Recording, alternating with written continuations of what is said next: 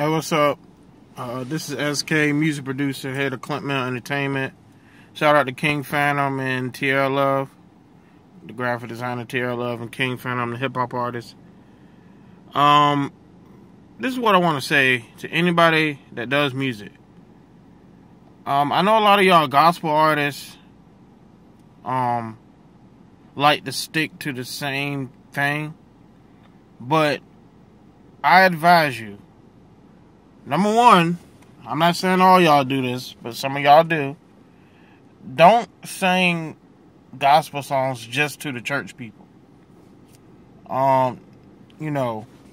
Make songs about, the struggle. I'm not saying y'all don't do this, but I'm just talking to y'all who only talk about God, which is nothing wrong with that. But in order to get people to God, I feel like you should try a new approach if that's not working. Basically just make something different and creative. Like, you could make a song about like a stop sign and a tree, about comparing the two, how the tree could be. Okay, let me think. Hold on. Let me think. Like your house could be God, and I don't know, like the car could be the people driving into the garage, into the house, or whatever. I don't know. Just something creative. I can't really think of anything, but compare and contrast. Think about something like that. Think of some punchlines. Listen to some old school 80s R&B and gospel music, and really thrive off that. When you're singing, do it, really do it differently. Stand out. Please, I advise everybody to stand out. I'm not saying that, what you do may not have been done, but, there's something that you can do that can be different than from everybody else in the world. It's possible. Please just try to stand out. As far as all other genres, this same thing applies to y'all. Don't try to fit in. Gospel, whatever, hip hop, pop music. Please stop trying to fit in, if you are. And now, if you're not trying to fit in, you're just trying to make a quick million to help feed your family. That's cool too, but I guess it just depends on what you're talking about in the music and what kind of music you're doing. As long as you're not fake or anything, you're not talking about something you don't do. But yeah, some people do that. I'm not gonna tell you what to do. You doing what you gotta do to make money for your family, but I wouldn't advise it, but you doing what you gotta do. But yeah, back to y'all gospel artists, pop artists, whoever. Use what God gave you and be creative.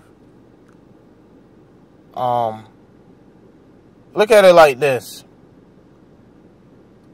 R&B is so creative that we went from rhythm and blues, literally the blues with rhythm, before it was actually about love and all that. We went from jazz to blues to hip hop to now, I guess what I'm trying to say is, how am I trying to say this? I'm trying to figure out how I'm going to say this. R&B has grown so much that singers have learned how to sing on trap beats. That's what my point is. That's called creativity. I'm not saying what they're talking about on that beat is positive. I'm not saying that at all. But what I am saying, gospel singers, is challenge yourself to sing on something different. Listen to Beyonce in Drunken Love. Listen to it. No, that's probably not a good example, but I think it was a song that she sung on a trap beat. Or listen to these songs, these pop songs, where they singing on dubstep. I'm not saying sound like them. I'm just saying it's so creative. Like, don't put down certain beats or certain genres, like, oh, that doesn't sound like this, that's not this, that's not that. It doesn't matter. Just be creative, be different, stand out. You know, do songs about yourself as well as about random things like objects in the street, or, you know, you could do a song about space, you could do a song about anything. Just make it creative, and once you get people to come towards you, they're going to want to go to God. So when you do the songs about God, they're going to want to praise God. But yeah, that's all I had to say. And I'm SK, here to Clint-Mill. Hit me up, SKTRU89 on Instagram and Twitter. Contact me ASAP.